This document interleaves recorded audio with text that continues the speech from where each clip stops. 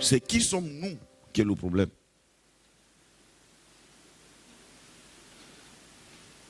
Si je veux expliquer la nouvelle naissance, ça veut dire la parole de Dieu telle qu'elle est dans son essence est quelque chose qui peut être accepté par quelqu'un qui est né de nouveau. Quand tu vois que la parole de Dieu bute sur toi et que tu luttes avec, interroge-toi, est-ce que tu es né? Ou bien est-ce que tu sais que tu es né de nouveau? Amen. La nouvelle naissance est la communion du Saint-Esprit. L'Église aujourd'hui a beaucoup de problèmes. C'est un problème de naissance.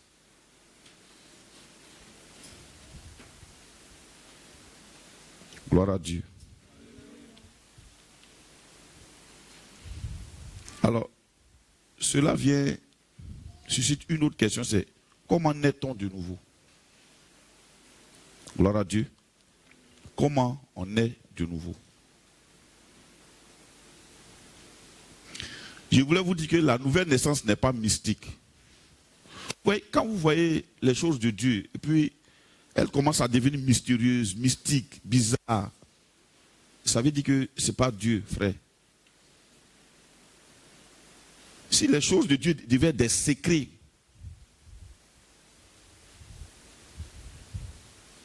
Dieu ne serait pas Dieu. Les francs-maçons, eux, ils ont les secrets. Ils font les choses en secret.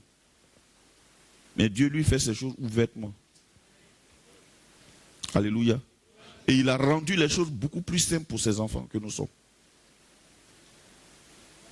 Le gros problème des chrétiens, c'est notre cœur qui ne veut pas se plier à la volonté de Dieu. Quand quelque chose ne nous plaît pas, on trouve que non, ce n'est pas normal. Frère, quand ce genre de choses commencent à arriver dans ta vie, je t'annonce une bonne nouvelle, tu commences à te perdre. Alléluia.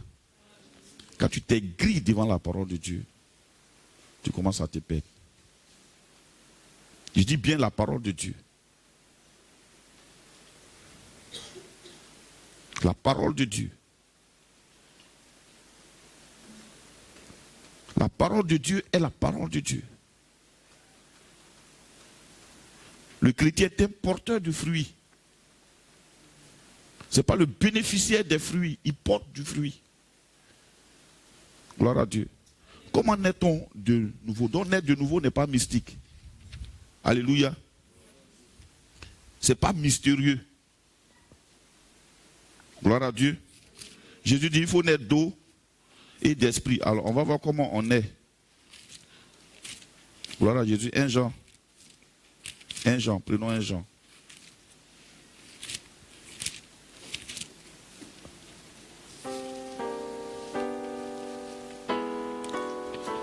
Avant d'arriver à 1 Jean, à comment on est, on va voir l'importance de la nouvelle naissance. Déjà, Jésus dit, la nouvelle naissance trouve la porte d'opérer dans le royaume de Dieu, d'user du royaume de Dieu. Alléluia.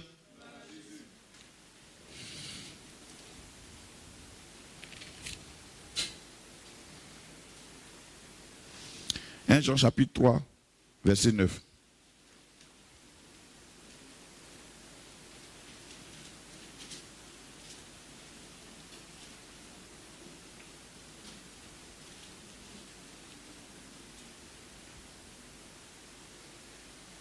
Quiconque est né de Dieu. Attends un peu, on peut prendre le verset 1 déjà. Verset 1. Oui. Voyez quel amour le Père nous a témoigné pour que nous soyons appelés enfants de Dieu. Bien. Donc déjà, pour que nous soyons appelés enfants de Dieu, pas à partir du principe du témoignage de l'amour du Père. Alléluia. Pas notre amour pour le Père, mais l'amour du Père pour nous. Je vous dis toujours, quand quelqu'un oublie que Dieu l'aime, tu ne peux rien espérer de lui. Il va vivre selon la chair. Quand tout va bien, il est content. Quand tout va mal, il est mécontent. Il est ouvert quand ça lui plaît, il est fermé quand ça ne lui plaît pas. Il dit, voyez quel amour le Père nous a témoigné. Alors frère, je te pose la question, est-ce que tu imagines l'amour que le Père t'a témoigné? Regardez l'an 2021. Aujourd'hui, des gens peuvent être en train de se plaindre. Mais personne ne se souvient qu'il a eu le souffle de vie 365 jours. Il marche, il vit, il est en santé, il mange chez lui. Ses enfants sont là. Il n'est pas à l'hôpital. Personne ne dit merci Seigneur. Tu vas voir que les gens que tu vas rencontrer aujourd'hui, c'est une course à non, vraiment, il faut que. Mais il a déjà fallu que. Alléluia. Il a déjà fallu que. Voyez quel amour le Père nous a témoigné. Alors quand quelqu'un ne comprend pas l'amour du Père pour lui, il cherche l'amour des hommes. C'est pourquoi j'ai béni Dieu, parce que j'ai horreur de quelque chose, c'est que les gens qui cherchent l'amour des gens, qui cherchent à plaire aux gens, tu vois, ça fatigue. Il faut être libre. Vis librement, frère. Le conseil que je te donne en tant que ton pasteur, 2022 là, il faut vivre librement. Vivre, vraiment, sois libre. Si tu veux danser, mais danse. Si tu veux te faire plaisir, mais fais-toi plaisir. Alléluia.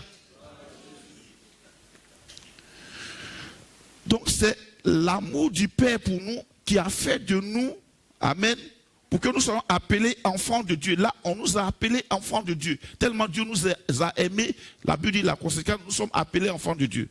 On continue. Et après, il dit quoi? Et nous le sommes. Si le monde ne nous connaît pas, c'est qu'il ne l'a pas connu. Jean dit, nous sommes enfants de Dieu. Avant d'arriver à expliquer aux gens comment ils sont devenus enfants de Dieu, il affirme déjà que nous sommes enfants de Dieu. Dis avec moi, je suis enfant de Dieu. En le disant, pense à tout ce que cela peut renfermer. Pense à tout ce que cela peut contenir. Être enfant de Dieu, vraiment, ça a tout son sens.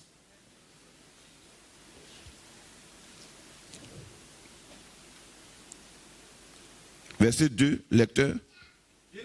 Bien-aimé. Nous sommes maintenant enfants de Dieu. Oui. Et ce que nous serons n'a pas encore été manifesté. Mais nous savons que lorsque cela sera manifesté, nous serons semblables à lui. Parce que nous le verrons tel qu'il est. Voilà, Jean parle déjà de notre espérance. Au moment où nous allons le rencontrer, le Père et le Fils.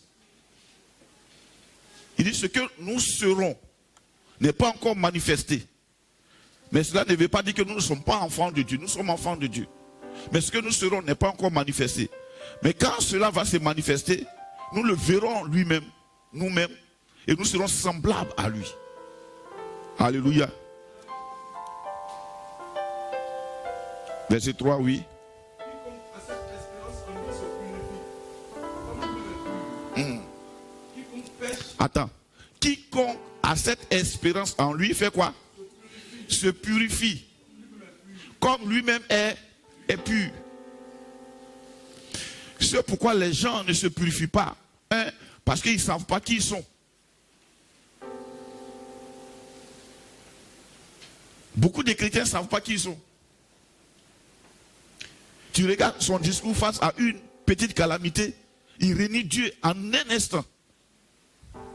Il confesse hier que Dieu est bon, le lendemain Dieu n'est pas bon.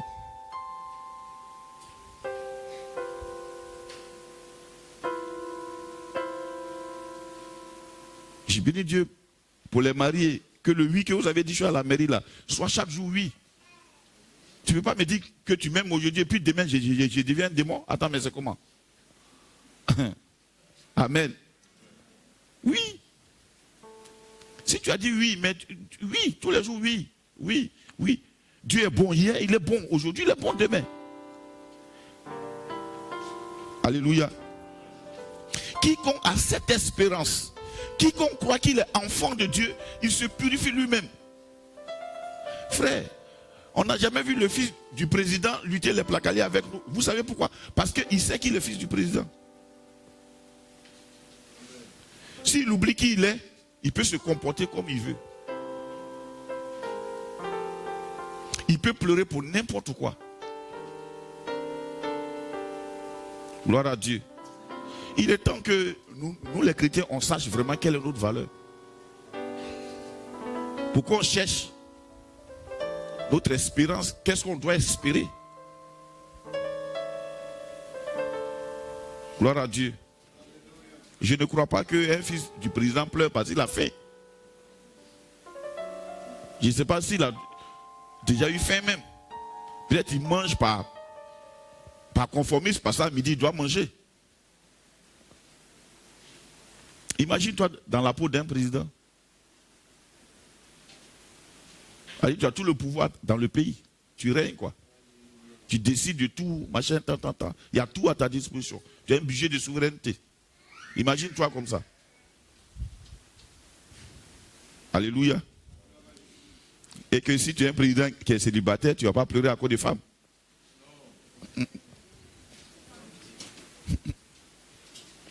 Alléluia. Bien. Verset 4. Quiconque pêche Oui. transgresse la loi. Oui. Et le péché est la transgression de la loi. Or, Oui. vous le savez, Jésus a paru pour ôter les péchés et il n'y a point en lui de péché. Bien. On va sauter maintenant. Verset 9. Quiconque est né de Dieu ne pratique pas le péché. Quiconque est né de Dieu ne pratique pas le péché. Parce que la semence de Dieu demeure en lui. Oui. Et il ne peut pécher parce qu'il est né de Dieu. En fait, la première phrase là, dans la version, je crois, originale, c'est « Quiconque est né de Dieu ne pêche point ». Quiconque, vous voyez l'importance de la nouvelle naissance. Quiconque est né de Dieu ne pêche point. Pourquoi? Parce que quand il est né de la nature de Dieu.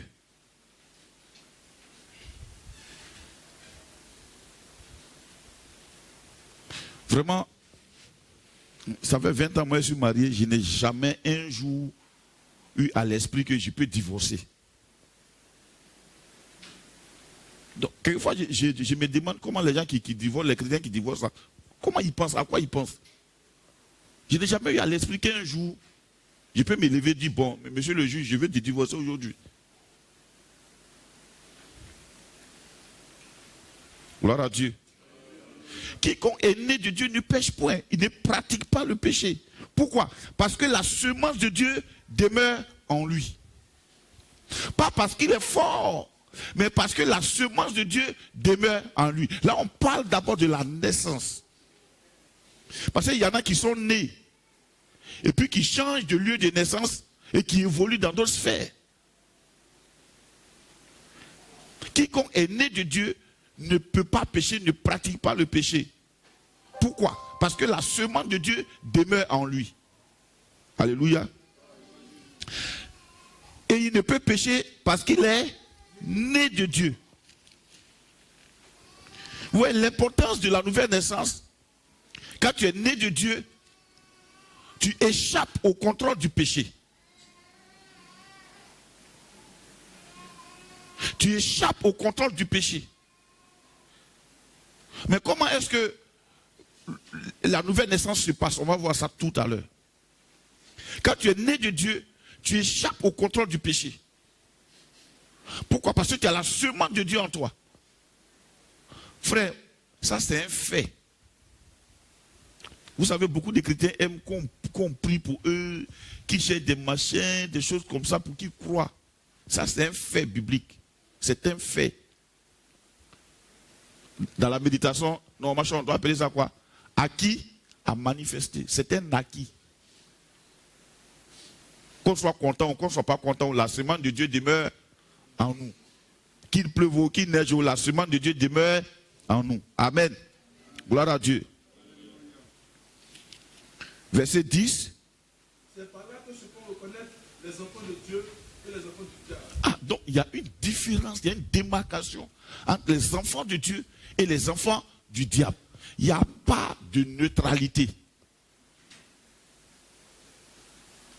soit tu es enfant de Dieu, soit tu es enfant du diable. Jésus dit, vous voulez faire la volonté de votre père. Le diable est votre père. Il parlait aux juifs, aux religieux. Alléluia. Il dit pourquoi? Parce que vous ne laissez pas pénétrer dans votre esprit ma parole. Amen. Donc la démarcation, ce n'est pas le fait de ne pas pécher, c'est le fait d'être né de nouveau. Ne pas pécher est une conséquence. Or, la plupart du temps, on nous a prêché la conséquence. Ah, vraiment, sanctifie-toi. Ah, il faut lutter pour faire ça. Vraiment, il faut faire tel genre de prière. Il faut te réveiller à minuit pour faire ceci. Il faut faire comme ça, ainsi de suite. Mais ça, ce n'est que des effets. Alléluia. C'est des effets. Mais la racine, c'est la nouvelle naissance. Quand tu es né de Dieu, la semence de Dieu demeure en toi, tu es régénéré, tu es devenu une nouvelle créature. Ça, c'est un fait. Ton esprit est totalement neuf. Tu ne peux pécher. Est-ce que vous savez pourquoi beaucoup de chrétiens pêchent? Parce qu'ils acceptent qu'ils pêchent. Et ils ont chaud à la bouche. Non, la chair est faible. Non, la chair est faible. La chair n'est pas faible. La chair même, elle est faible. Ça veut dire que l'esprit est fort. Si la chair est faible, l'esprit est plus fort que la chair. Donc l'esprit doit dominer la chair. Ou bien, si la chair est faible, comment quelque chose qui est faible peut me dominer? Mais quand Jésus disait ça aux pieds et autres là, il n'était pas encore mort. Il dit priez. Vous avez besoin de prier pour résister. Il n'avait pas encore payé le prix des péchés. Il dit Pierre, mais priez. Hein? Mais quand il est mort et qu'il est ressuscité, le même Pierre, on dirait que ce n'est pas le même gars. En une prédication, lui, il a eu 3000 âmes. Le jour du ministère du Saint-Esprit, 3000 sauvés. Le jour du ministère de la loi, 3000 personnes sont mortes. Au pied du mont Sinaï. Quiconque ne pratique pas la justice n'est pas de Dieu, non plus que celui qui n'aime pas son frère. Donc aimer son frère n'est pas une ordonnance, c'est en lien avec la nouvelle naissance.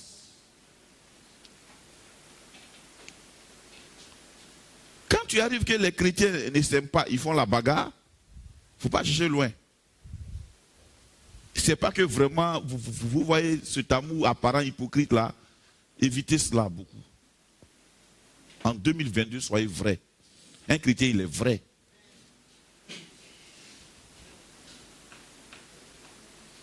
Hier, quelqu'un m'a appelé, un frère.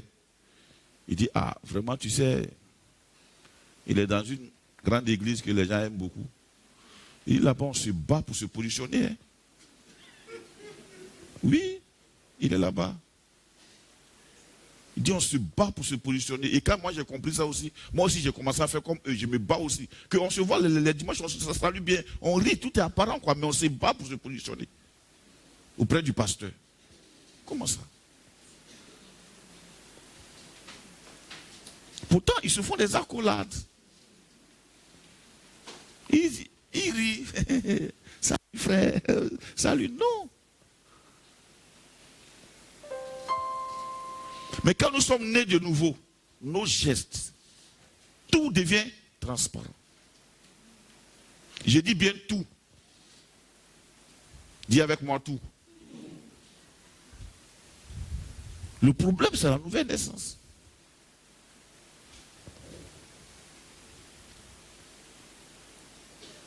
Quiconque ne pratique pas la justice, puisqu'il est né dans la justice, il est embelli de la justice, tu ne peux trouver que la justice chez lui.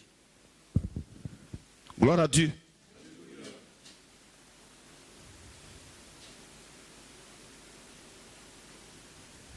Tu ne peux trouver que la justice chez lui. Il est né de la justice. Donc, pour lui, pratiquer, être juste, ce n'est pas un phénomène, c'est sa nature. Donc, aimer aussi les autres, puisque nous avons bénéficié de l'amour de Dieu, nous sommes nés de l'amour de Dieu, aimer les autres, c'est une nature. Mais aimer Aimer la même, c'est quoi? Aimer, c'est quoi? Aimer, ce n'est pas une dictée.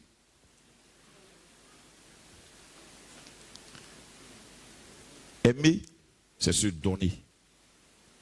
Aimer, Dieu a tant aimé le monde qu'il a donné. Aimer, c'est donner. Donner son temps, sa vie, beaucoup de choses. Alléluia. Gloire à Dieu. Bien.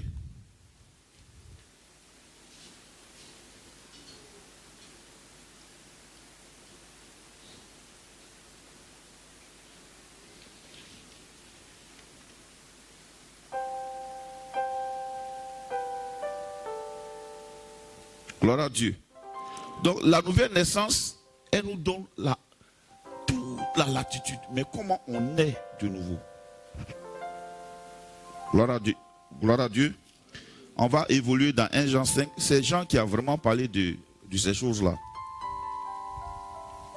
1 Jean chapitre 5, verset 1. 1 Jean chapitre 5, verset 1. Oui. Quiconque croit que Jésus est le Christ est né de Dieu, et quiconque aime celui qui l'a engendré, aime aussi celui qui est né de lui. Bien. On va lire ensemble. 1, 2, 3.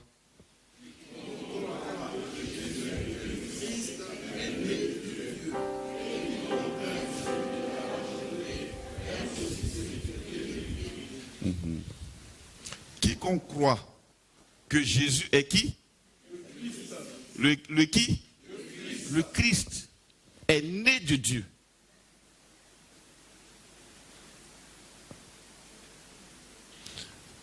Vous voyez, c'est pour ça que je vous dis que la nouvelle naissance n'est pas un mystère, ce n'est pas mystique. Ce n'est pas le résultat de beaucoup de prières, ni de retraites.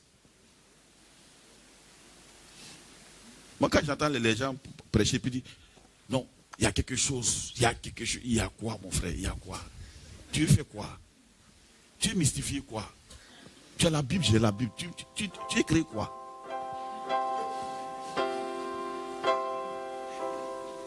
Il y a quoi?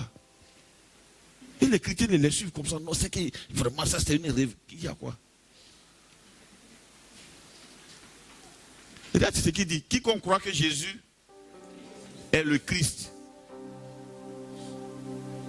Frère, la lutte dans le monde tourne autour de ce petit phénomène-là. Jésus est le Christ, le Fils de Dieu. C'est une lutte. Tout le monde peut accepter qu'il est un prophète. Mais pour croire qu'il est le Christ, c'est-à-dire le sauveur du monde. Or, quand on dit Jésus est le Christ, ça veut dire c'est la fin de la lutte. Si Jésus est mon sauveur, je n'ai plus à lutter pour me sauver. Si je crois en lui, je suis parfaitement sauvé, totalement sauvé.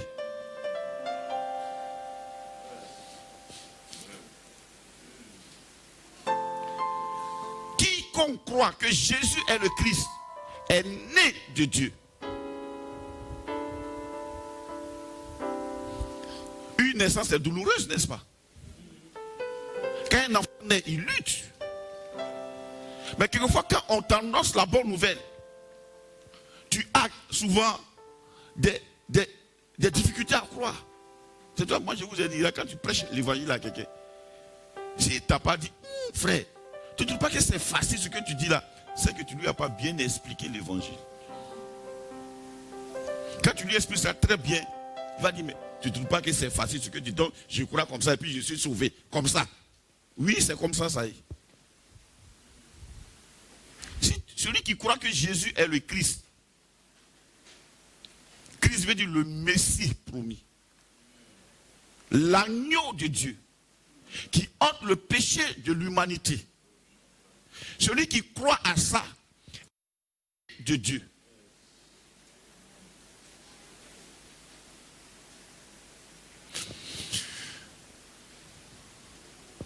Beaucoup de chrétiens ont cru peut-être en une communauté, ils ont couru. Mais il y a peu qui vont à l'église qui croient que Jésus est le Christ. Bon alors, ça veut dire quoi? Si Jésus est le Christ, s'il est le sauveur, si demain j'ai un problème, il fait quoi? Hein? Naturellement, c'est mon réflexe. Je vais vers lui. Même si le problème n'a pas été résolu, je fais quoi? Je me remets encore à lui.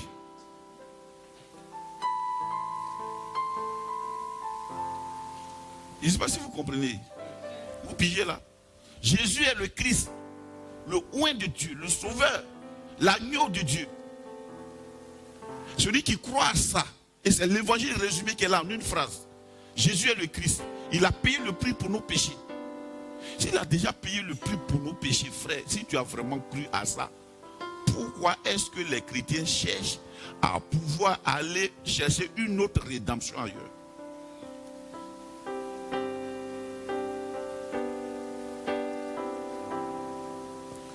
Quelquefois, les mystificateurs de l'évangile aiment dire, je vois que tu n'es pas bien délivré. Toi, tu vois ça comment? Non, dites-moi franchement, de vous à moi. De vous à moi.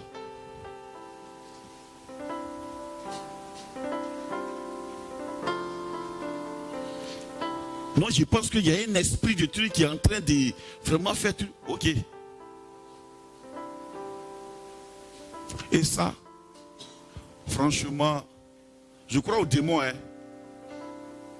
Je crois aux démons. Je crois qu'ils existent. Mais je sais aussi que leur champ d'action là, ce n'est pas là où Jésus est.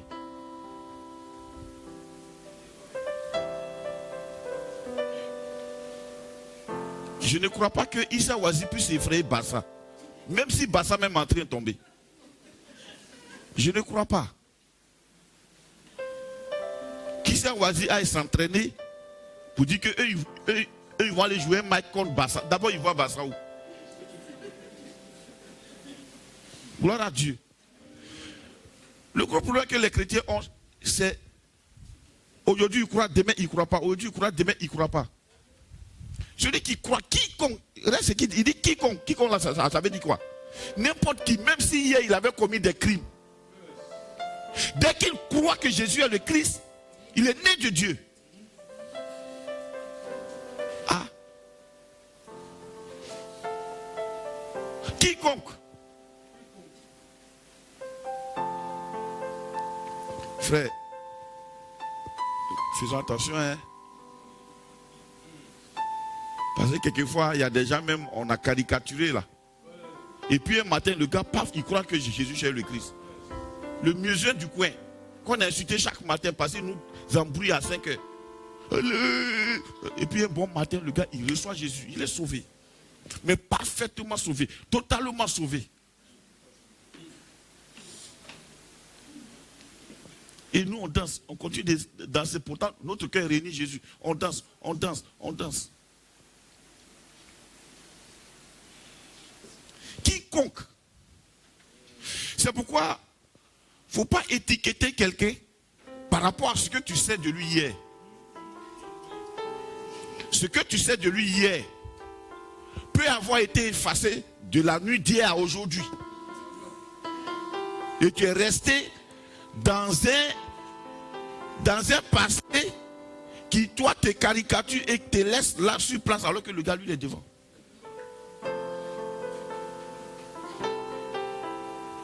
Quiconque croit que Jésus est le Christ est né de Dieu. Est né de Dieu. La façon dont quelqu'un naît de Dieu, c'est de croire que Jésus est le Christ.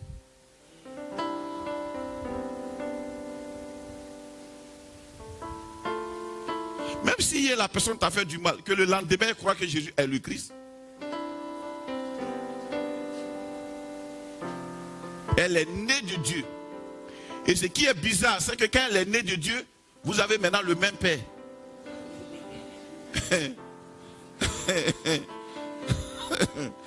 Vous avez maintenant le même père. C'est parce que les chrétiens ne comprennent pas ça qu'on n'évangélise pas. Regarde ce qui s'est passé en Côte d'Ivoire. Je bénis Dieu et j'acclame. Les gens se sont caricaturés, ils sont mis d'incompris, ils peuvent rien comprendre, les chrétiens bordés. Non, moi c'est... Ouais, on fait quoi maintenant?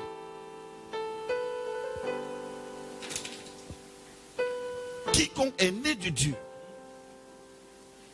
quiconque croit que Jésus est le Christ, est né de Dieu. Tellement les gens voient le diable, ils ont caricaturé les zones de la Côte d'Ivoire avec les différents types de démons. À Kourogo, ça c'est le poro. À l'ouest, ça c'est, je sais pas, les masques. Le glas qui règne là-bas, c'est un esprit de masque. Et ils sont assis en train d'attaquer l'esprit de masque. Mais va parler à la personne là de Jésus.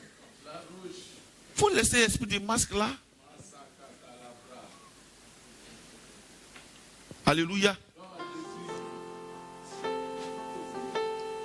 La bonne nouvelle de l'évangile est la bombe nucléaire la plus dangereuse pour ôter tout ce qui est endurcissement de l'homme.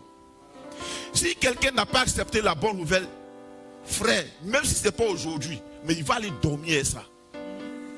Tu vas voir qu'un bon jour, ça va faire boum. Il y en a qui se sont convertis. Quand, peut-être, toi et moi, on a parlé. Mais souvent, ce n'est pas à cause de ce que nous avons dit. Il a reçu ça il y a longtemps. Et Dieu a fait grâce de nous lui donner comme un frère. Ce n'est pas aujourd'hui que l'évangile est dans son cœur. Ça fait longtemps. Ça est là, jusqu'à... Il s'en va boire. Quand il va boire, quand il rentre, il est malheureux.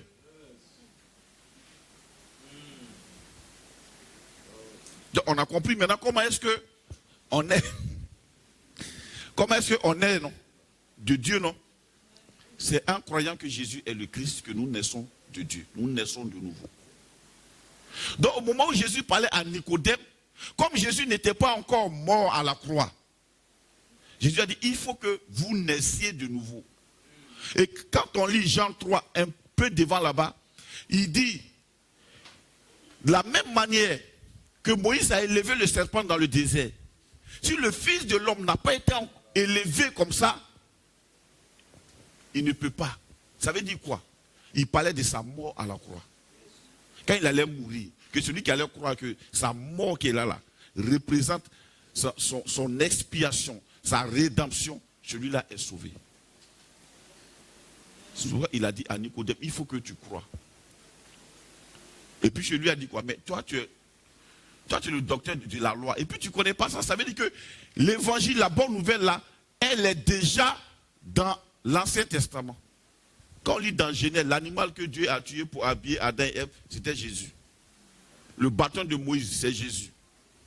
Moïse dit même c'est le type de Jésus. Il a vécu pour le peuple, il est mort pour le peuple. Joseph, c'est le type de Jésus. L'agneau qui a été immolé, dont le sang a été posé sur les linteaux des portes, c'est Jésus. Donc l'évangile était déjà là. Nicodème ne comprenait pas simplement. Quiconque croit que Jésus est le Christ est né de Dieu. Alléluia.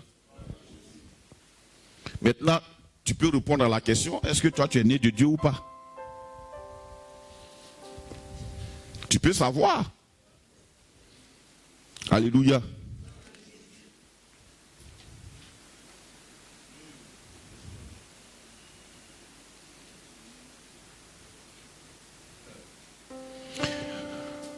Je vais te donner un signe. Vous savez, quand tu es né de Dieu, la Bible dit tu ne pêches point. N'est-ce pas? Bien. Il y en a quand ils pêchent, ils pensent que c'est la fin de leur nouvelle naissance. Justement, c'est parce que tu es né que quand tu pêches là, ça te fait mal. Sinon avant, quand tu pêchais avant, tu buvais ça bien. Ça te disait rien, tu étais à l'aise. Tu étais à l'aise avec ça. C'est parce que le Saint-Esprit est venu s'installer dans ton cœur maintenant que quand tu dis qu'il roule à quelqu'un, même ça te fatigue la conscience. Donc quand ta conscience est en train de parler, c'est le signe effectif que tu es né de Dieu. Sinon avant tu partais dans les mêmes maquis, tu chauffes quand matin, tu t'assois à la maison, puis tu te lèves même. le lendemain, tu es encore motivé pour aller là-bas. Mais le jour que tu te trompes comme ça et puis tu bois un peu, on dirait que tu as tué quelqu'un. Non, pour ceux qui ont essayé ça, hein. Alléluia. Non, je prends même un exemple banal. Même quand tu te fâches, quand tu te mets en colère, après tu t'en veux. Mais pourquoi je me suis mis en colère? Je ne me suis pas maîtrisé. Qu'est-ce qui s'est passé? Vraiment ça là même, j'aurais dû. Toutes les questions que tu te poses là, c'est le signe effectif que tu es né de nouveau.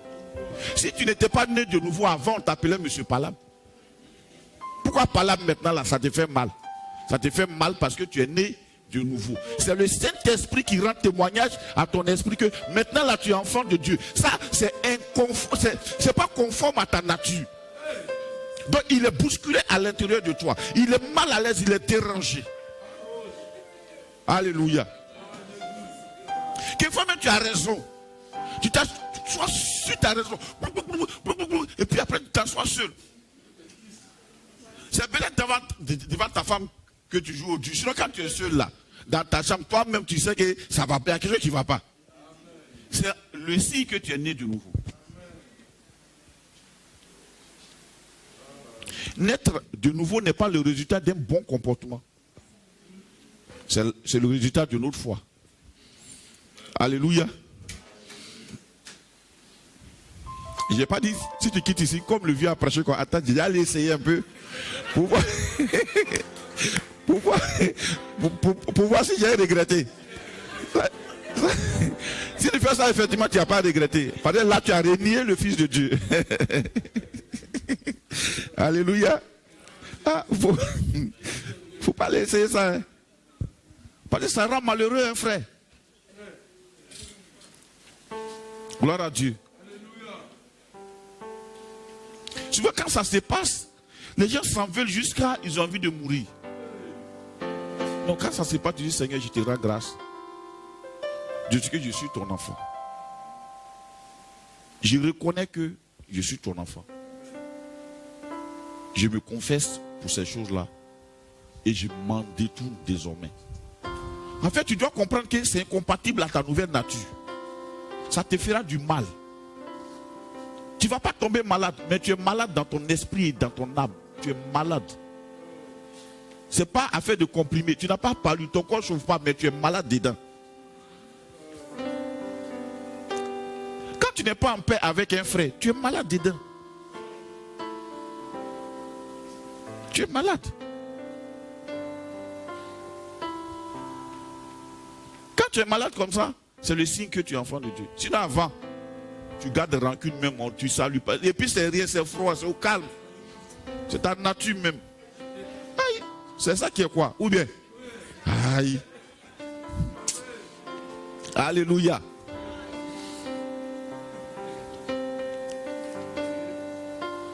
Et c'est là ce qu'il faut comprendre. Sinon tu risques d'aller chasser le démon de colère. Vous n'avez jamais vu ça? Les gens chassent, il a dit à chaque action et réaction, il donne un nom à un démon. Ça c'est vraiment c'est un esprit de colère. On va chasser ça. Il faut venir en faire ta délivrance. On va faire. Bon, tu vas faire Yuka, ils vont chasser le Saint-Esprit même en toi maintenant. Ils vont te délivrer, Yuka, ils vont enlever même tout ce qui est esprit en toi, ils vont enlever le Saint-Esprit maintenant. Ah! Ok. Alléluia.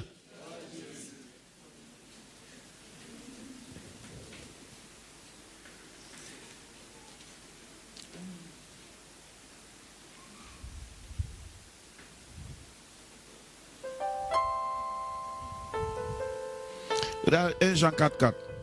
Il dit, vous petits enfants, vous êtes de Dieu. C'est Jean qui écrit aux chrétiens. Vous êtes de Dieu. S'il dit ça, ça veut dire qu'ils étaient déjà de Dieu, mais ils ne savaient pas qu'ils étaient de Dieu. Donc, beaucoup de chrétiens sont nés de nouveau, mais ils ne savent pas qu'ils sont nés de nouveau. Pourquoi? Parce qu'il y a une confusion entre la nouvelle naissance et puis le fait d'être rempli du Saint-Esprit. Et c'est là qu'on va voir maintenant. Il y a une grande différence. Quand on croit que Jésus est le Christ, on est né de nouveau. La nouvelle naissance n'a rien à voir avec le fait d'être baptisé du Saint-Esprit. Pierre, Jean et Jacques, tous les apôtres là, étaient nés de nouveau quand ils ont accepté Jésus. Ce qui s'est passé dans la chambre haute, la Bible dit ils ont été remplis, ils ont été baptisés du Saint-Esprit et ils ont été en même temps remplis du Saint-Esprit. Dans leur parcours, tu vas voir qu'ils travaillent à un moment donné, ils sentent qu'ils ne sont plus trop remplis. Ils vont prier encore et ils se remplissent de nouveau. C'est comme un portable. On les charge, on fonctionne avec, il est déchargé, on va le charger. Et c'est cette vie de chargement, déchargement, les gens confondent à leur nouvelle naissance. Non, tu es né de nouveau.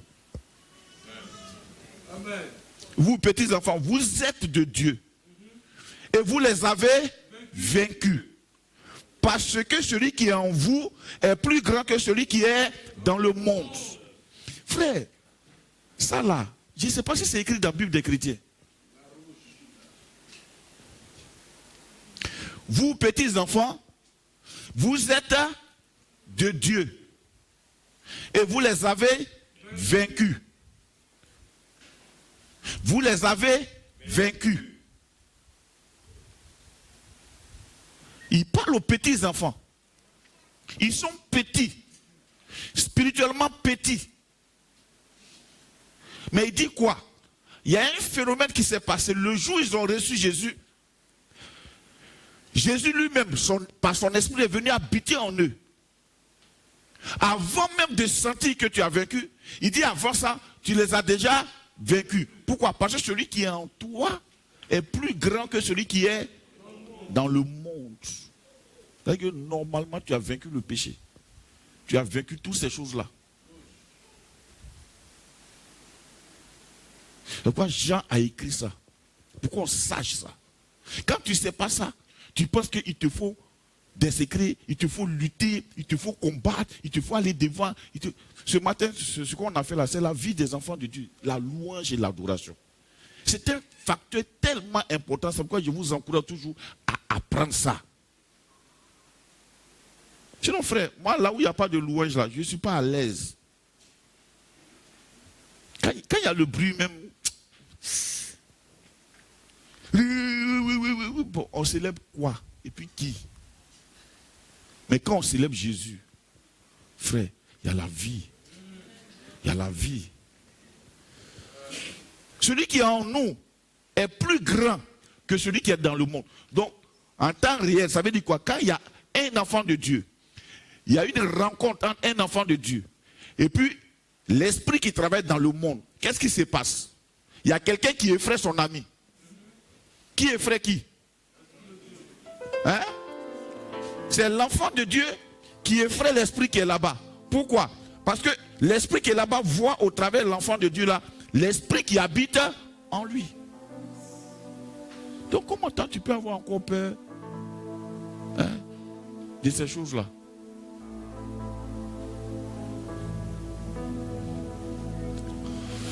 En fait, moi je suis fidèle à ce que le Seigneur m'a dit et que je prêche. C'est pour ça que je ne tiens pas compte de la grandeur des titres des gens. Tu peux être archibishop, mais tu vas venir me dire que moi, j'ai un démon. Vraiment, ça me laisse à 37 degrés. Moi, le seul démon que j'ai, c'est le Saint-Esprit. Donc, il ne faut pas le chasser. Alléluia. Oui, c'est ce que la Bible dit. Il dit, il y a quelqu'un qui est en nous. Qui a déjà regardé le film Goa'uld? Vous avez déjà regardé ça dans Goa'uld? Voilà. Voilà, la porte des étoiles. Ils ont un petit truc en eux façon là. Bon, d'accord. L'esprit qui est en nous là, il est dangereux. Le Saint-Esprit. Vous les avez vaincus. Il annonce quelque chose qui est important. Vous les avez déjà vaincus. Parce que celui qui est en vous est plus grand que celui qui est dans le monde. On n'a pas dit que celui qui est dans le monde est petit. On n'a pas dit qu'il est petit, hein. S'il était petit, on n'aurait pas besoin du Saint-Esprit en nous. On dit celui qui est en nous est plus grand. Ça veut dire lui aussi il est grand. Alléluia. Oui. Celui qui est dans le monde, il n'est pas petit. Il est grand. Mais celui qui est en nous est plus grand. Donc même quand ils vont chercher renfort, quand ils arrivent, celui qui est en nous est toujours plus grand. Alléluia.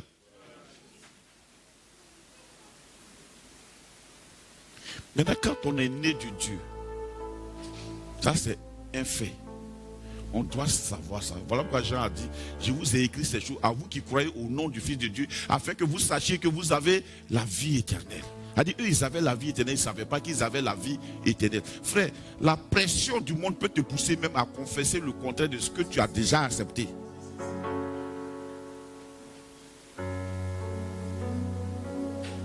C'est pourquoi, frère, la parole de Dieu, elle me plaît. Elle me plaît. Non, la parole de Dieu, elle me plaît.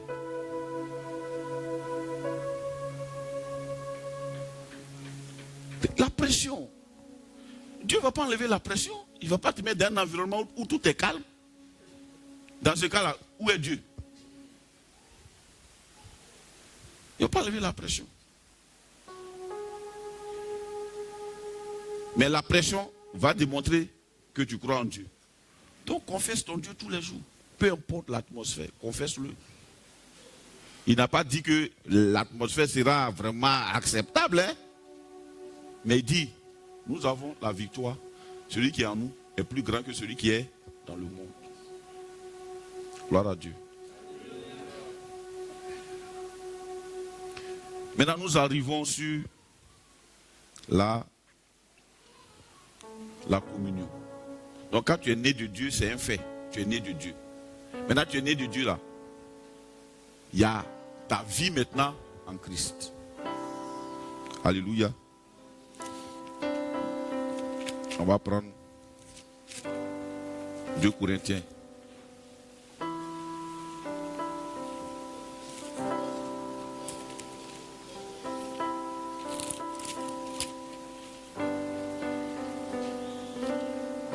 Deux Corinthiens 13, verset 13.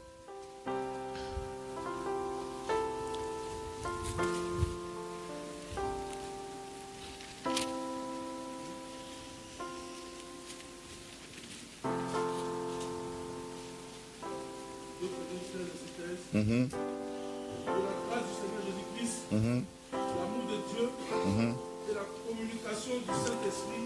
Et la communion du Saint-Esprit. Ah, la communication, oui. Oui. Et la communication du Saint-Esprit soit avec vous tous. Dans d'autres versions, on dit la communion du Saint-Esprit. Donc la communion du Saint-Esprit, c'est aussi la communication du Saint-Esprit. Le fait de communier avec le Saint-Esprit. Gloire à Dieu. On croyait, frère, tellement on nous a biberonnés avec les démons, les esprits mauvais, les combats, les luttes, qu'on n'a pas de communion avec le Saint-Esprit.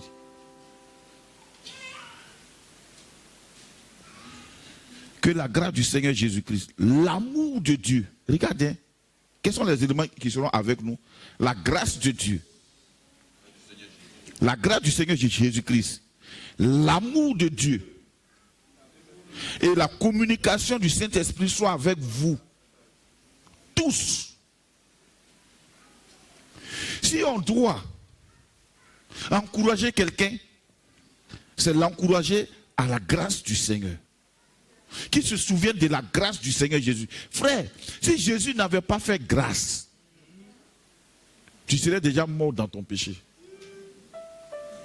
Et tu aurais fait vraiment atterrissage, sans ceinture à l'enfer. Oui. Sans feu rouge. Comme ça. À l'enfer. La grâce de Dieu a fait que il t'a même mis dans des conditions où quelqu'un allait passer pour venir t'expliquer vraiment sa grâce. Et paf, tu as saisi cette grâce-là. Après, il dit quoi? L'amour de Dieu. Frère, Dieu nous aime. C'est quand nous comprenons l'amour de Dieu pour nous. Vous savez, il y a des chrétiens qui disent, quand moi-même je regarde, on dirait que Dieu ne m'aime pas. À quoi tu compares l'amour de Dieu? À quoi tu compares ça? Parce que les hommes de la dernière génération ont été tellement trompés par l'apparence. Aujourd'hui, tout se fait, tout le monde soigne son apparence.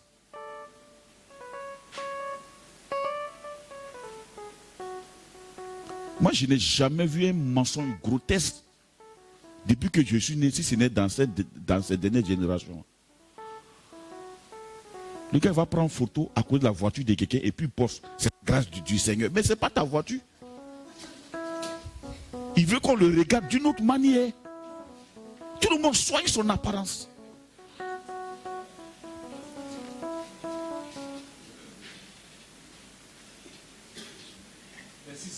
Tout le monde soigne son apparence.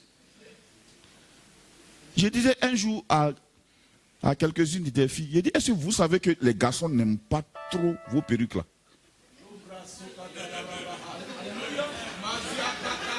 Et j'ouvre une parenthèse, si tu es marié, demande à ton mari s'il aime les perruques. Il va te dire n'aime pas. Il y a des filles qui ont de jolis cheveux. Au lieu d'entretenir ça, elles sont les perruques. Perruque. Tu vas finir par devenir chauve. Ma femme est esthéticienne et puis je te parle. Tu vas Chiri Perret.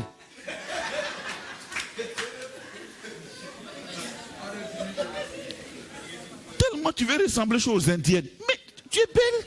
Tu as quel problème? Tout le monde soigne son apparence. Je vous dis tout le monde. Même dans le choix d'une église, c'est d'abord l'apparence. On aime l'orateur. On aime son style.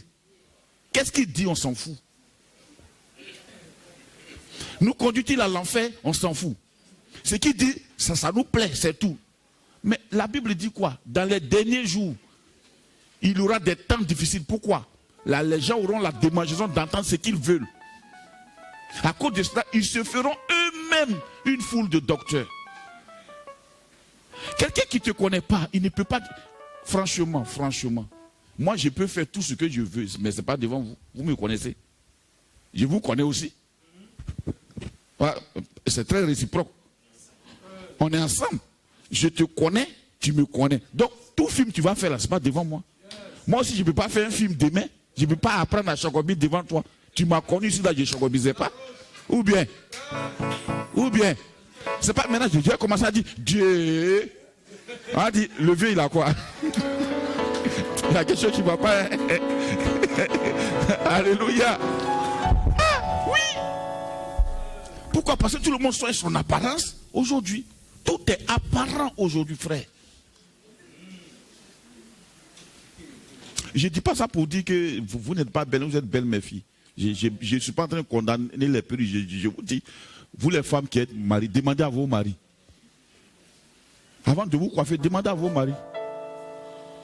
Non, il y a des maris qui aiment ça, oui. Mais je te parle de 90% des hommes aiment voir la tête de leurs épouses. Je ne suis pas contre les mèches. Hein. Moi, je ne suis pas contre ça. Mets tes mèches, fais ça bien, tu et tout. Mais la plupart du temps, tu n'entres pas. Parce que quand tu mets là, le soir, tu ne dors pas ça. Tu enlèves. C'est quand tu enlèves qu'il y a problème. Tu viens frou, tu déposes. Ah, mais c'est là la question.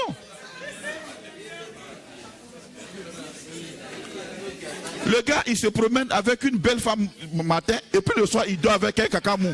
Il y a un problème. Il y a un problème.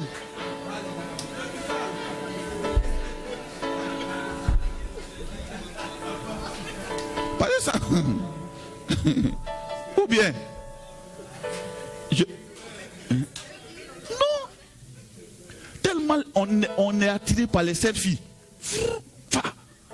Vous avez souvent même les gens ont même le culot en pleine adoration. Ils font photo dans l'adoration du Seigneur. Attends, le Seigneur tu l'adores ou bien tu fais quoi? Tu prends photo. Quel temps? toi, tu as eu pendant que le Seigneur est présent, toi, tu prends selfie. Faites attention, frère. Tout le monde est attaché à son apparence. C'est un évangile apparent.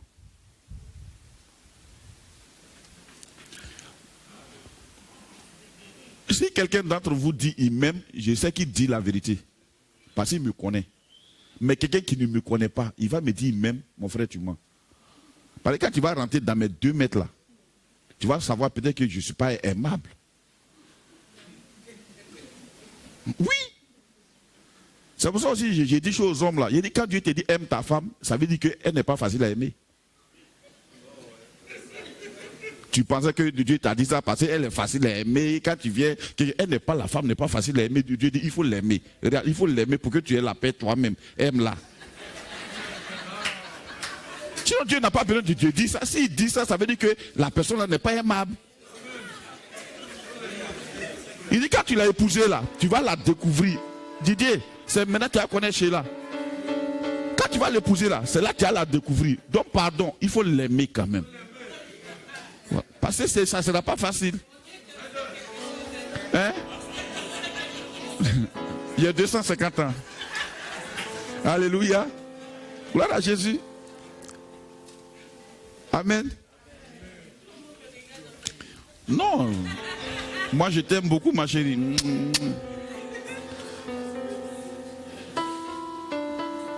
Amen. Non, parce que dans sa nature, les femmes sont compliquées. Quelqu'un qui a des émotions qu'on ne contrôle pas, il faut l'aimer, frère. Quand je vous dis ça, vous pensez que je suis en train de faire, il faut l'aimer. Parce qu'il n'y a rien de raisonnable que tu vas trouver là-bas. Il faut l'aimer. Non, c'est vrai. Quelqu'un qui voyage pour 2 jours, qui prend valise comme ça, il faut l'aimer. Il faut l'aimer. Elle va te dire, on ne sait pas qui on. Toi, tu as 2 pantalons, 2 jeans, c'est suffisant. Il habille dans placard, sous placard, mais j'ai rien à me mettre. Il faut l'aimer. Tu as quel problème? Quand je vous dis ça, vous êtes en fait, tu vas souffrir. D'accord? Amen.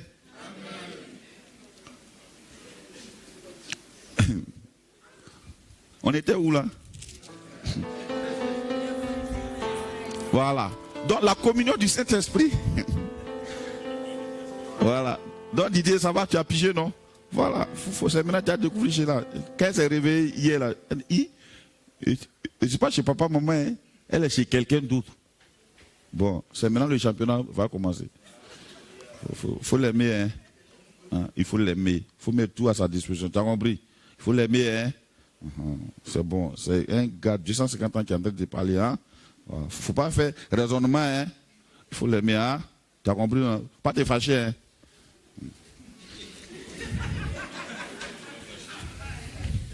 Aïe, quelque chose, même Dieu lui-même, il a pris de la peine d'écrire. Moi, je ne vous comprends pas. Hein. Quelque chose que Dieu a pris de la peine d'écrire. Vous ne trouvez pas que c'est sérieux? Attends, vous ne trouvez pas que c'est sérieux? Dieu lui-même, dans toute sa déité, il a pris le temps et puis il a écrit. Il dit, homme, aime Marie, aime ta femme. Et quand tu l'as épousée là, il faut l'aimer. Quelque chose que Dieu a écrit comme ça. Vous n'avez pas peur de ça? Bref. On était à 2 Corinthiens 13. Dans la communion du Saint-Esprit. La communication. Ça veut dire que le Saint-Esprit, il communique. C'est pourquoi Dieu l'a donné. Ce n'est pas seulement pour avoir seulement, mais il y a une communication, il y a une communion, il y a un partage, il y a une connexion avec le Saint-Esprit. Paul dit aux Corinthiens, dans la conclusion de ces 2 épîtres, il dit, ce que je vous laisse et ce que je vous recommande, la grâce de Jésus-Christ, l'amour de Dieu, ne les oubliez pas. Et la communication du Saint-Esprit soit avec vous tous. Si la communication du Saint-Esprit est avec nous tous, nous allons nous aimer, frère. Nous n'avons pas besoin de forcer un amour. Nous n'avons pas besoin d'appliquer des formules. Nous n'avons pas besoin d'appliquer des belles phrases. Tu sais, quand quelque chose n'est pas naturel, là, on l'oublie.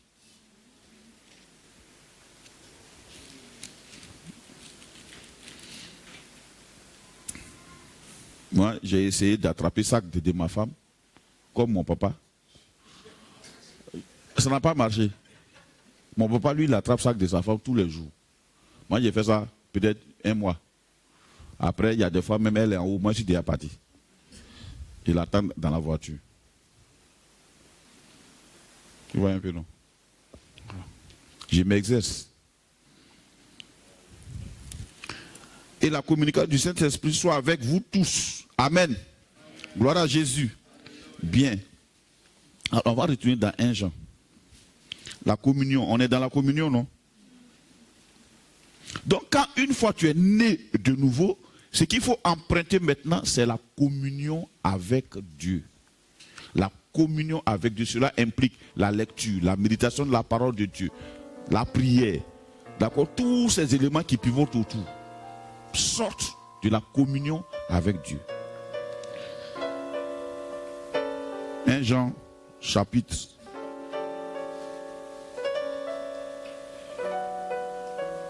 1, verset 5. Lecteur, lis vite, vite, vite. On va finir aujourd'hui dans 30 minutes comme ça. Oui. La nouvelle que nous avons apprise de lui et que nous vous annonçons, c'est que Dieu est lumière et qu'il n'y a point en lui de ténèbres. Donc ça, c'est la base. Il dépose une base sur laquelle il va bâtir. Dieu est lumière, il n'y a point en lui de ténèbres. Verset 6. Oui. Oui. Oui. Bien. Ce verset-là, il faut le comprendre à l'inverse. Ça veut dire quoi? C'est-à-dire que si nous sommes en communion avec lui, nous allons marcher dans la lumière. C'est ce que ça veut dire simplement.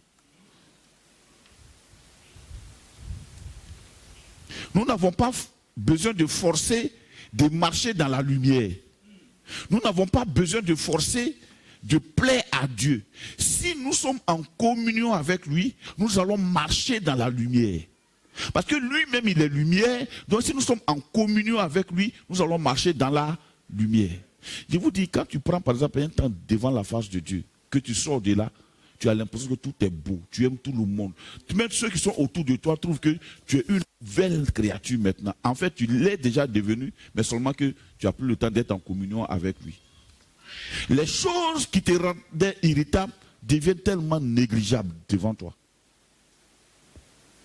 Si nous disons que nous sommes en communion avec lui et que nous marchions dans les ténèbres, nous mentons et nous ne pratiquons pas la vérité. Verset 7. Mais si nous marchons dans la lumière, oui. Comme il est lui-même dans la lumière, oui. Nous sommes mutuellement en communion. Oui. Et le sang de Jésus, son Fils, nous purifie de tout péché. Regardez bien ce verset. Mais si nous marchons dans la lumière, comme il est lui-même dans la lumière, nous sommes mutuellement en communion. Je vous dis bien, comprenons bien ce que ça veut dire. Ça ne veut pas dire qu'il faut s'efforcer de marcher dans la lumière pour dire que nous sommes en communion avec lui.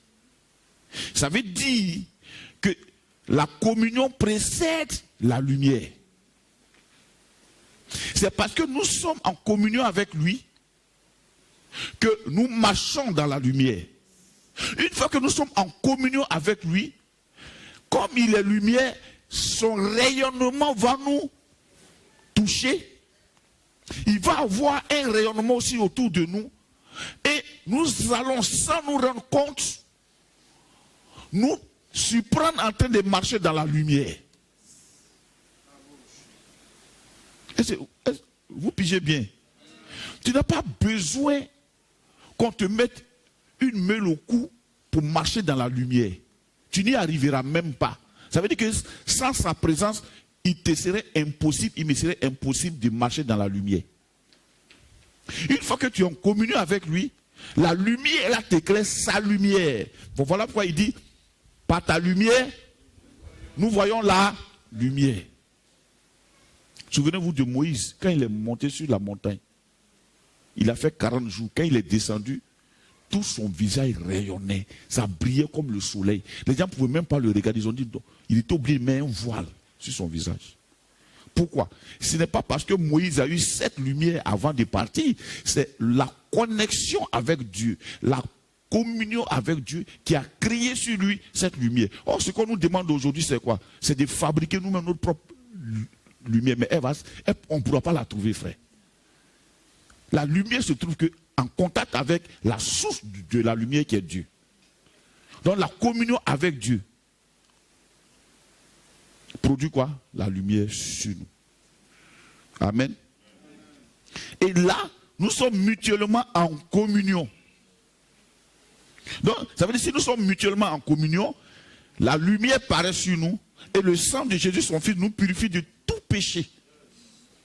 C'est là que nous sommes conscients que nous sommes sans péché. Verset 8. Si nous disons que nous n'avons pas de péché, Oui. nous nous séduisons nous-mêmes. Oui. Et la vérité n'est point en nous. Tu vois, ce verset-là, les gens ont pris ça de façon générique. Et puis ils disent, bon, on va se confesser parce qu'on ne peut pas dire qu'on est sans péché. C'est pas ce que Jean dit. Jean dit, si nous disons qu'en l'absence de sa communion, nous sommes sans péché, on ment. Parce qu'en l'absence de sa communion, le péché devient, ça sera là. Tu vas te forcer à ne pas dire aux gens. Tu vas te forcer à ne pas te fâcher. Mais tu vas te surprendre en train de te fâcher. Ça arrive, oui ou non? Voilà. Alors si nous sommes en communion, la communion devient la solution au péché. Amen. C'est là maintenant il dit, avant d'aller dans sa communion, loin de sa communion, nous avons des péchés. Nous ne sommes pas pécheurs, c'est différent. Être pécheur, c'est avoir la nature du péché. Péché, c'est différent d'être pécheur. Adam avait la nature du péché. Jésus est venu prendre cette nature du péché. Il a fait de nous nouvelles créatures. Amen. Maintenant, si nous confessons nos péchés, il est fidèle juste pour nous les pardonner, pour nous purifier de toute iniquité. Amen. 1 Jean 2. Verset 4. Celui qui dit, je l'ai connu. Oui. Oui. Bien. C'est-à-dire que si tu l'as connu, si tu l'as rencontré, si tu es rentré en communion avec lui, ce qui te transmet, c'est la capacité de pratiquer ses commandements. Obéir à Dieu devient si naturel pour toi. Ça ne devient plus naturel, mais obéir à Dieu devient ta nature en fait. On trouve en toi la parole faite chair. Gloire à Dieu.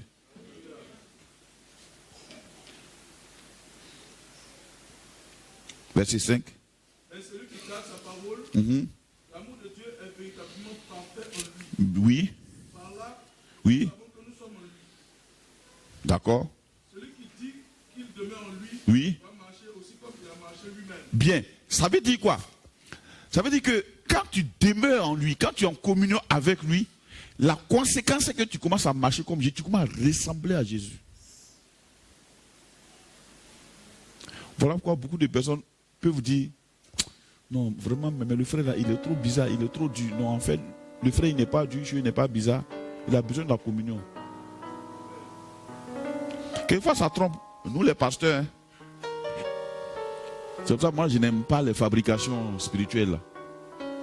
Les gars, il arrive à la chair, il s'est fait un coffre apparent là. Tu frappes ta femme à la maison, tu veux venir faire quoi ici? Tu veux venir faire quoi? Tu as besoin de la communion de Dieu. Tu as besoin de la communion de Dieu. Donc, ça fait qu'il y a un habit on a cousu qui sert à tous les pasteurs. Il faut que le pasteur marche comme ça. Quand il prêche, il faut qu'il dise comme ça. Donc tout le monde imite les faits et les gestes de les idoles pasteurs. Mais ce n'est pas parce que tu es en train de dire Dieu que le gars qui dit Dieu, là tu as sa nature. On a besoin chacun de nous de la communion de Dieu. Sans la communion du Saint-Esprit, nous ne sommes rien. Donc frère, il ne faut pas chercher apparence. Ce qui n'est pas naturel en toi, là, ça te trompe un jour. Je vous dis, tu vas oublier un jour. Et puis un jour, tu es là comme ça. Frère, qu'est-ce qu'il y a?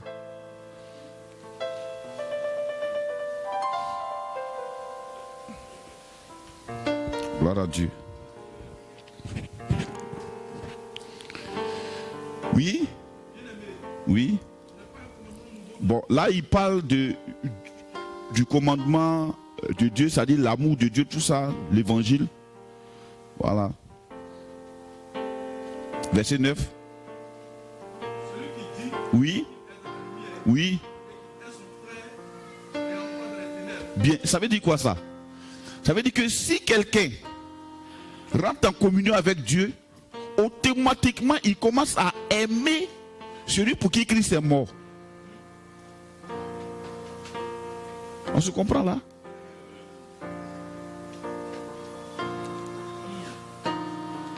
L'amour entre frères là n'est pas une prescription. Souvent les gens prescrivent ça, non, communion fraternelle. Non. On ne peut pas être en communion l'un avec l'autre si nous ne sommes pas en communion avec Dieu. Amen.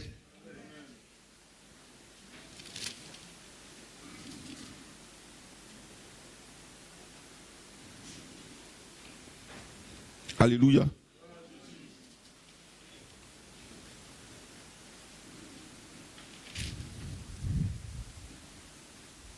C'est ce verset-là que je cherche, mais bon, on va y arriver. On a fini.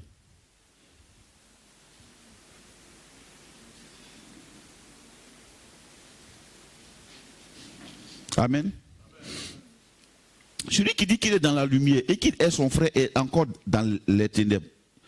Ça veut dire que quand nous sommes en communion avec lui, nous aimons nos frères.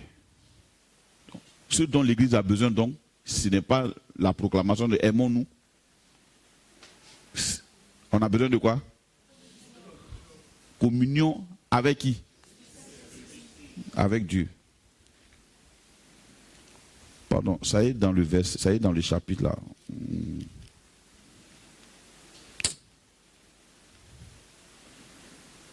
Amen.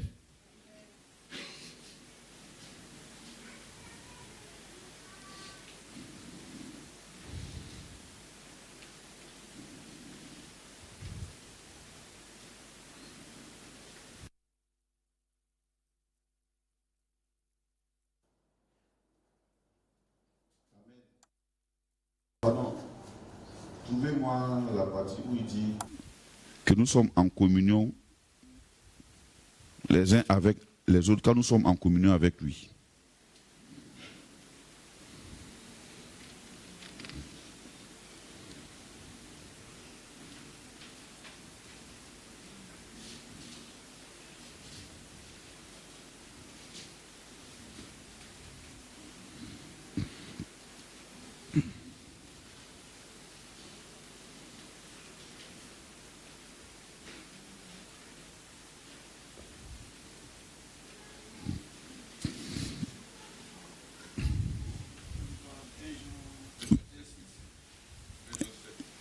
Jean. Il n'y a pas 1 Jean 7. 1 Jean 1, 7. Je sais que c'est dans 1 Jean 1. 1 Jean 1, 7. Oui. Et nous disons que nous sommes en communion avec lui. Et que nous marchons dans les ténèbres. Voilà. Oui. Et nous ne pratiquons pas la vérité. Mais si nous marchons dans la lumière, oui. Comme il est lui-même dans la lumière, oui. Nous sommes mutuellement en communion. Oui. Vous voyez un peu, non? Mais si nous marchons dans la lumière, comme il est lui-même dans la lumière, nous sommes mutuellement en communion avec lui. Ça veut dire quoi? Ça veut dire que pour que je sois en communion avec toi, avec lui, avec l'autre, il faut que moi-même je sois en communion avec lui, Jésus, oui. Verset 3, voilà. Oui. Bien, c'est ce verset-là, oui.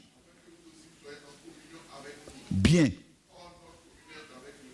Oui. Bien, c'est le verset. On va relire ça.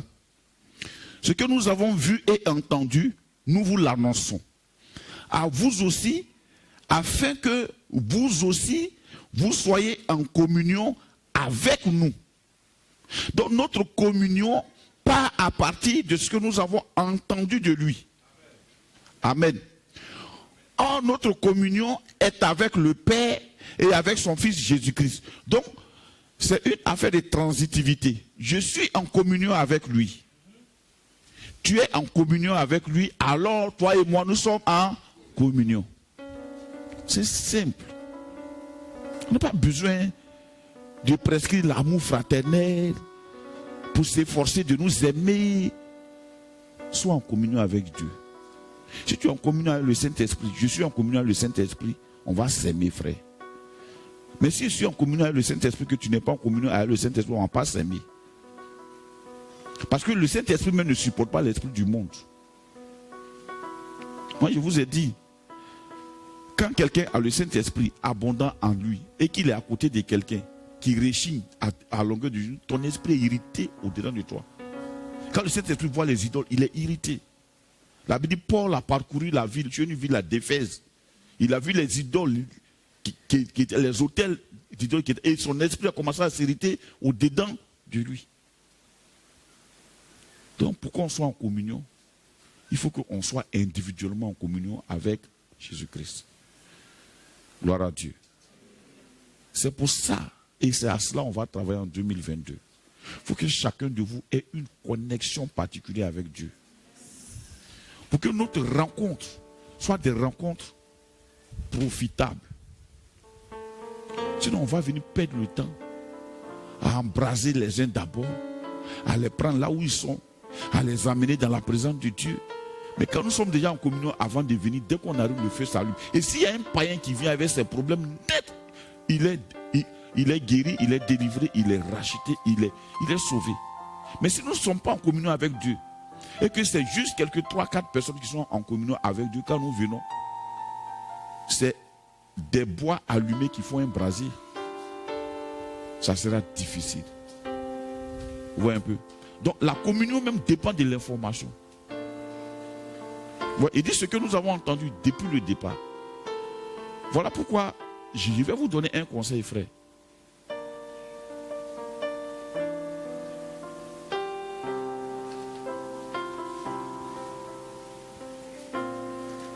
Pardon. Tu ne peux pas être ici et puis être en communion avec ailleurs. Ça ne marche pas comme ça. Tu ne seras jamais en communion avec quelqu'un qui est ici foncièrement. Je prends un exemple. Nous, à Des, on lit beaucoup la Bible. On n'idolâtre pas. Vous voyez un peu, non? On n'a pas de pasteur star. Oui, je vous dis. On n'idolâtre pas. Donc, pendant que nous, on est en train de nous efforcer dans la parole de Dieu, à être en communion avec la parole de Dieu.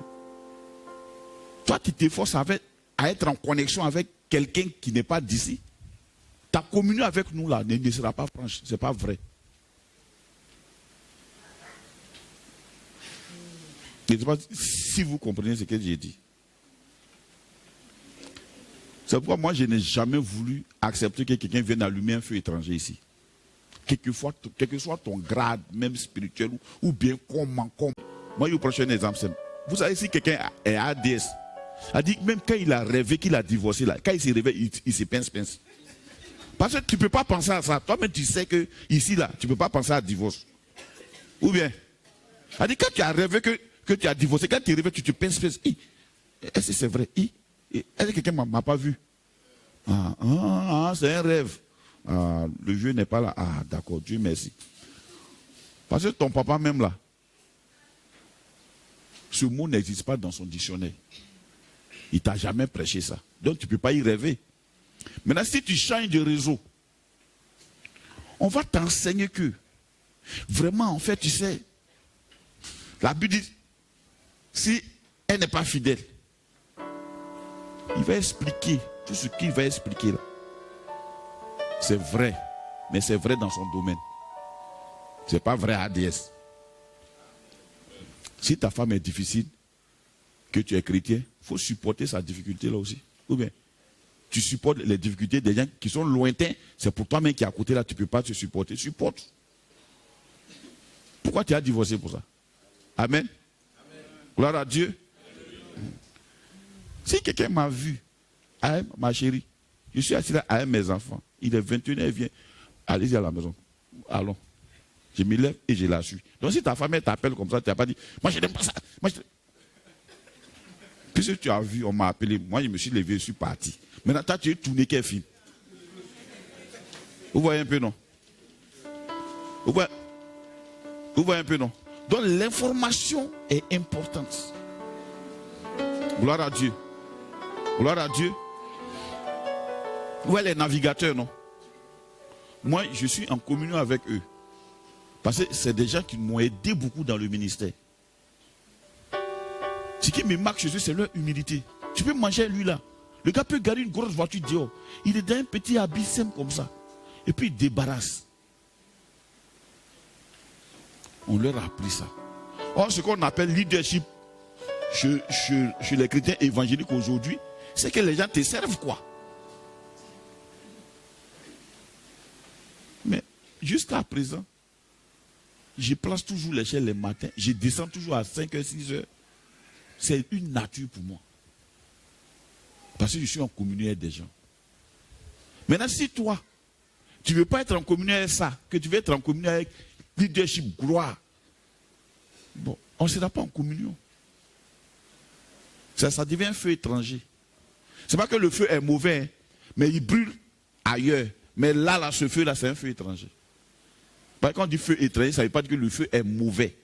Mais le feu n'est pas compatible avec le feu qu'il faut ici. Vous comprenez, non? Hein? Gloire à Dieu. Voilà la communion. Si tu es en communion avec Dieu, on sera en communion. Donc, il y a la nouvelle naissance. Tu es né de nouveau, c'est parfait. Mais sois en communion avec Dieu. La communion avec Dieu, c'est quoi? La méditation, la prière. Et puis, le fait même d'ouvrir ton cœur à la parole de Dieu. Quand la parole de Dieu, Dieu dit, par exemple, je ne t'abandonnerai jamais. Est-ce que tu y crois? Est-ce que quand il y a les difficultés qui commencent à naître là, tu n'es pas en train de dire Dieu m'a abandonné? C'est ça la grâce de Dieu. Amen. Donc c'est ce que je voulais vraiment partager avec vous. En l'an 2022, je vous encourage à être en Saint-Esprit, merci.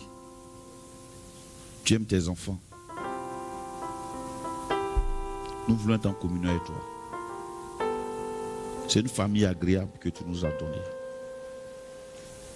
Seigneur, rien de merveilleux ne viendra d'ailleurs pour nous. Tout ce que nous sommes, tout ce que nous aurons, Seigneur notre Dieu, tu nous l'as donné en famille.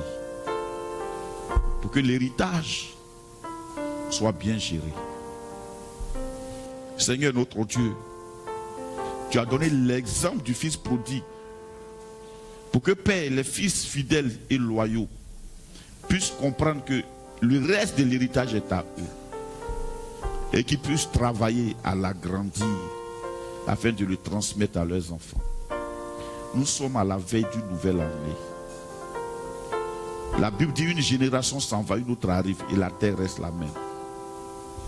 Ce qui doit changer, ce n'est pas la terre, ce n'est pas l'environnement. C'est notre compréhension, Seigneur. 2022, permet que tes enfants, où qu'ils soient, quels qu'ils soient, puissent se plier à la parole de Dieu, avoir une communion profonde avec toi, Seigneur. Nous ne voulons pas prescrire des choses, mais nous voulons que, Père, nous trouvions, Seigneur notre Dieu, naturel ta parole de Dieu en nous. C'est quand nous sommes en communion avec toi. Aide-nous, Saint-Esprit, à être en communion avec toi. Quand nous sommes loin de ta communion, permets-nous d'entrer dans ta communion. Ne nous endurcis pas en dehors de toi. Donne-nous d'entrer dans ta communion. Oh Père, permets que 2022 soit pour chacun de tes enfants une bénédiction. Tu nous as bénis de toutes sortes de bénédictions spirituelles dans les lieux célestes. Mais étends ta main, Papa, afin qu'il se fasse des prodiges et des miracles Pour que 2022, tu nous accordes la capacité, les moyens nécessaires de pouvoir ouvrir des annexes partout. N'accorde pas de découragement, Seigneur, à ceux qui sont actifs. Donne-leur dans leur activité d'attirer d'autres, Seigneur, à se relever, Yahvé Jireh. Permets que, Père, leur force ne s'amenuise point. Il peut arriver le découragement, mais relève chacun. Il peut arriver l'abattement, mais relève chacun. La Bible dit, celui qui se confie en toi renouvelle ses forces. Je te confie, Seigneur notre Dieu, chaque lieu de culte, la Côte d'Ivoire entre tes mains. Seigneur notre Dieu, notre roi. La Bible dit il y a beaucoup d'antéchrists. Ils sont sortis du milieu de nous, mais c'est parce qu'ils n'étaient pas des nôtres. Père, j'ai prie que notre voix porte plus que la voix de l'antéchrist. Et que nous puissions prêcher l'évangile, la bonne nouvelle, pour sauver plusieurs pour la gloire de ton nom. Bénis tes enfants. Merci pour ton serviteur qui nous a fait la grâce de nous visiter, Seigneur. Oh, tendre Père, nous prions pour sa vie. Nous prions que, Père, pour son ministère. Que, Seigneur, ce fardeau que tu as mis à son cœur de pouvoir élever ton nom dans cette nation, permet que, Père, notre Dieu, l'Église puisse comprendre ce fardeau, y accéder au nom de Jésus. Donne-lui, Seigneur, notre roi, d'aborder 2022 avec assez de grâce, assez de puissance. Donne-lui d'avoir beaucoup de disciples, afin que, Père, notre Dieu, ton adoration soit répandue dans les églises, pour la gloire de ton nom. Il pouvait aller, Seigneur, ailleurs, dans les pays européens. Il pouvait sortir des albums, papa, comme le font tout le monde, parcourir le monde, faire des concerts. Mais il a le souci que les églises puissent avoir des adorateurs et que ton culte puisse bien se passer. Alors, Père, je prie que tu répondes à son cri de cœur et que tu suscites des adorateurs dans les églises. Merci pour ta bonté. Ne permets à personne, Seigneur, en cette année 2022, d'être une victime, mais au contraire, d'être, Seigneur, notre Dieu, une force pour soutenir quelqu'un. Au nom de Jésus. Amen.